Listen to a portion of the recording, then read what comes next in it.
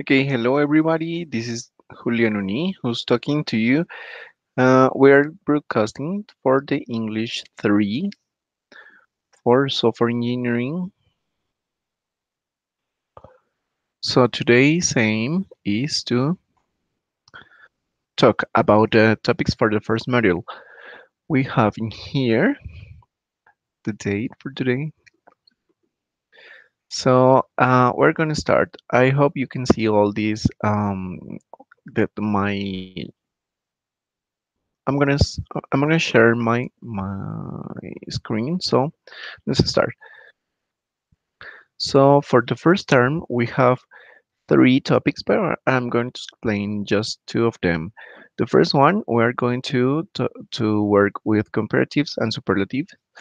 As you can see, comparative and superlative are those words that help us to compare an item. For example, to say that something's like harder than something else. In Spanish, we can say that we have an expression that is más que. En español, para hacer comparación de dos objetos, utilizamos más que. So in English, we have that more than, we have this than, that is, its translation is que, ¿cierto? Uh, and this, we are going to add er, that is the abbreviation of the word more. But we have some rules to follow to compare.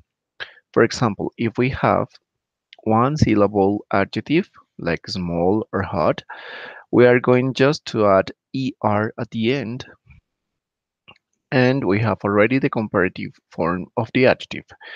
But if we have an adjective that is more than two syllables, we are going to use um, the form more than, no? More boring than. And also, if we have three or more syllables, we are going to use also the word more beautiful than. We also have in here irregular adjectives. So the the most common irregular adjectives are good and bad.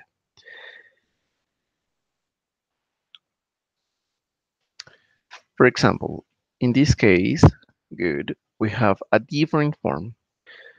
We change completely the adjective to form the comparative form. We don't just add er, it changed completely. And the same happens with bad. So in this case, we have the word worse.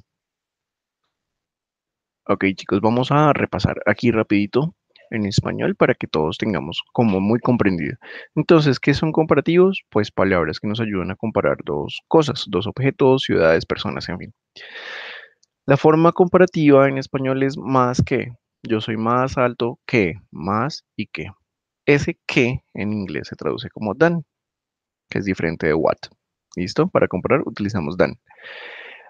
Y la forma en que se crean los adjetivos comparativos en inglés depende de qué tantas sílabas tiene ese adjetivo. Si tiene una sola, por ejemplo, small or hot, bueno, vamos a agregar er al final. Sí, si termina en Y, pues simplemente le vamos a cambiar la Y por una I y la ER. Entonces, un ejemplo, I am happier than you. Yo soy más feliz que tú. Ok, y si tenemos que tiene dos o más sílabas, vamos a utilizar la palabra more, que traduce más. ¿Más qué? Más bella que tú. Okay, in here we have some extra rules that we use to form the comparative and superlative form. Entonces vamos a volver a comparativos y tenemos que, de nuevo, si tiene una sola sílaba, terminan en E, vamos a agregar solamente la R. Just add R in here. For example, white, whiter. fine, finer, cute, cuter. But if the adjective ends with a consonant, we double the final letter and add er. Aquí termina en una consonante, la doblamos y le escribimos la er. Big, bigger. Well, uh, now we're going to move to the superlative. Vamos a pasar a los superlativos. So the superlative are those words that help us to compare one object to to a group. Entonces comparamos un objeto, pero con un grupo grande. Por ejemplo, eh, no sé, metro es la forma más rápida de llegar. El metro es la forma más rápida de llegar. So in this case, we are going to add the and est. Tenemos la forma normal del adjetivo, pequeño. Le agregamos the, que sería el, small, que sería el adjetivo, y est, sería the smallest. Bien, permítanme un segundo, voy a confirmar que estemos grabando correctamente. Aquí, aquí.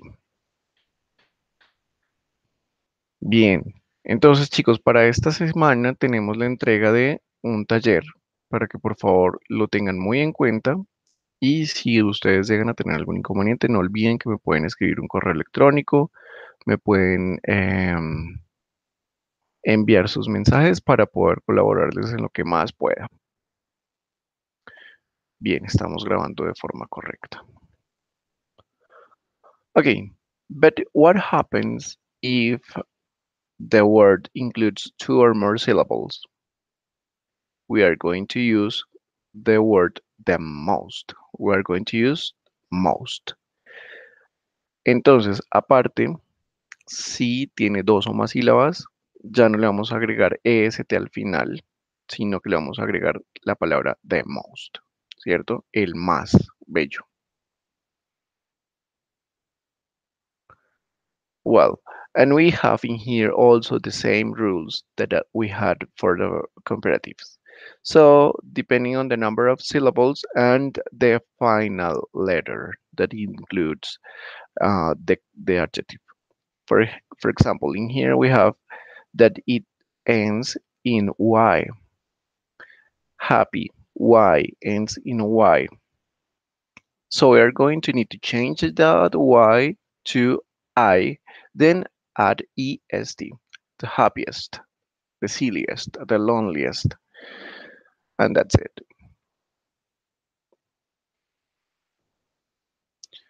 In this case, that is an exercise. We are going to compare a notebook with the handbook, the handbag. So we are going to need to use the comparative form of cheap. So the notebook is cheaper than the, the handbag. One of our most products is the umbrella. One of our most expensive products is the umbrella.